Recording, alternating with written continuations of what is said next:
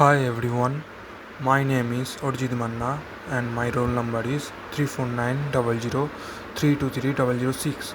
I am a 5th semester student in the Electronics and Communication department. Today I will be presenting on pulse coded modulation PCM, a crucial topic in our subject Digital Communication and Stochastic. Subject code EC503. PCM is the backbone of digital audio and communication systems, and I will walk you through its principles, processes, and applications. Before diving into PCM, let's understand sampling and quantization. The sampling theorem states that to reconstruct a signal perfectly, we must sample it at least twice its highest frequency. For example, CD quality audio, which bandwidth is 20 kHz, each sampled at 44.1 kHz. Next, quantization discretizes the sample amplitudes. Think of it like rounding off to the nearest fixed value. The diagram here shows how continuous amplitudes are mapped to discrete levels. This introduces a small error called quantization noise, which we will discuss later. PCM is a method used to digitally represent analog signals. In PCM, an analog signal such as a sound wave is sampled at regular intervals, and each sample is quantized to the nearest value within a range of digital steps. These values are then encoded into a sampled frequency binary form. It involves three key steps. Number one is sampling, capturing the signal's amplitude at regular intervals. Number two is quantization, approximating each sample to the nearest discrete level. Number three is encoding, converting quantized values into binary, e.g., 8-bit or 16-bit. This process is widely used in CDs, telephony, and digital communication systems because it's robust against noise. The block diagram shows how the signal flows from sampling to reconstruction via a low-pass filter. We have already studied sampling and quantization. Now let us dive into what is the purpose of an encoder. So, encoder is the process of assigning digital data bits to different quantization levels is called encoding. If there are L number of levels, n bits are sufficient for encoding process, where L equal to 2 to the power n. We have n bits corresponding for each sample, then we can write bit rate. RB equal to n cross fs, bit per second, where n equal to number of bit per sample, fs equal to sample per second, and rb equal to bit per sample cross bit sample per second equal to bit per second. According to block diagram of PCM, in the transmitter portion of a PCM system, the input analog source signal is first sampled by the sampler. The sampler circuit is as follows.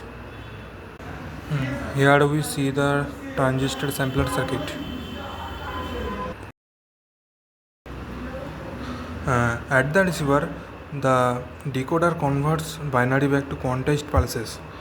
A holding circuit, like a zero order hold, and LPF smooth these pulses into the original analog signal. What size matters? An 8-bit PCM system has 256 levels, while 16-bit offers 65,536 levels, resulting in higher fidelity. Let the magnitude of the quantization error mod of EQ be specified as a fraction P of the peak-to-peak analog voltage VPP as follows. Mod of EQ less than equal to P into VPP. Since the quantization error can be no more than half of the step size and we have already related the step size to the peak-to-peak voltage and number of quantization level L. We can now write VPP by 2L less than equal to P into VPP. Introducing the word size small l into this equation, we get for binary PCM 2 to the power L equal to capital L greater than equal to 1 by 2p levels.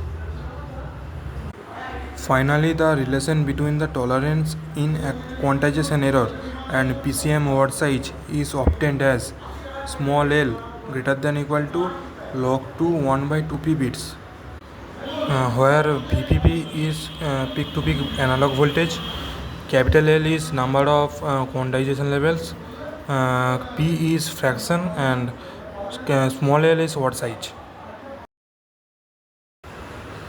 To find bandwidth of any signal, we need to find its frequency domain representation. As already mentioned, PCM signal is quantized and encoded pulse amplitude modulated signal.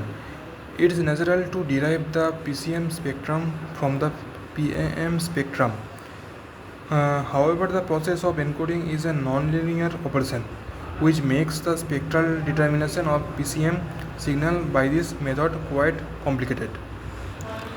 PCM bandwidth refers to the range of frequencies required to transmit a PCM signal. It depends on two main factors. Number one, sampling rate, how often the signal is sampled. Number two, number of bits per sample, also called word size. Higher sampling rate or more bits per sample increases the bandwidth required to transmit the PCM signal. Now, noise in a PCM system. As in any other baseband communication system, there are several sources of noise and interference in a PCM system. We mention only the noises present in a typical PCM system. Aliasing noise, quantization noise, channel noise, and inter-symbol interference. Now, problem with PCM. The samples of signal value are highly correlated and does not differ much with respect to neighboring samples. In PCM, each sample is encoded and transmitted irrespective of the actual change in information. This leads to increased redundancy in transmission. To fix PCM's redundancy, differential PCM encodes only the difference between samples. If samples are similar, like in speech, differential PCM slashes the bitrate. Advanced version even predict the next sample for greater efficiency. Quantization noise is the round of error when samples are mapped to discrete levels.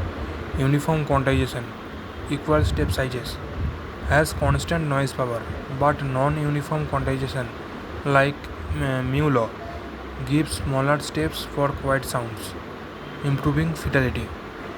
The noise power formula PQ equal to del square by 12 assumes errors are evenly distributed. The following figure shows how an analog signal gets quantized. The blue line represents analog signal, while the red one represents the quantized signal. There are two types of uniform quantization. They are mid-rise type and mid-rate type. The following figure represents the two types of uniform quantization. In pulse code modulation, the signal to quantization noise ratio is a measure of how strong the original signal is compared to the noise introduced by quantization. As per the definition, SQNR is equal to average signal power by average quantization noise power. It tells us the quality of the digitized signal.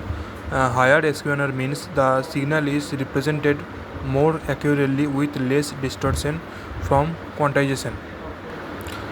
During quantization, each sample's amplitude is rounded to the nearest available level. This introduces an error called quantization error, which behaves like noise. Quantization noise is uniformly distributed between minus delta by 2 and plus delta by 2. Mean square quantization noise power is PQ is equal to del square by 12. Then SQNR formula in linear scale, SQNR is equal to PS by PQ, where PS is average signal power. For a sinusoidal signal of peak amplitude A, PS equal to A square by 2. Then SQNR is equal to 6 A square by del square. Then SQNR in terms of bits. If the number of quantization levels L equal to 2 to the power n, then del equal to 2a by 2 to the power n. Then substitute into SQNR formula. SQNR is equal to 3 by 2 into 2 to the power 2n. In decibels, SQNR is near equal to 6.02 n plus 1.76 for sinusoidal input. And one key point to be noted, that is every extra bit increases SQNR by about 6 decibel. Let's say we have an 8-bit PCM system using the formula SQNR in decibel is equal to 6.02 into 8 plus 1.76 is near equal to 49.9 decibel. So our system has about a 50 decibel SQNR, which is quite good for voice transmission. So let's discuss about how to minimize the quantization noise. If we increase number of bits, means more quantization levels. If we use non-uniform quantization, that is mu law and A law for speech signals, and if we apply noise shaping in advanced systems, then we can minimize the quantization noise. In conclusion, pulse code modulation is the backbone of digital communication, converting analog signals into a robust digital form through sampling, quantization, and encoding. By understanding concepts like quantization noise and SQNR, we can design better and more efficient communication systems. Thank you.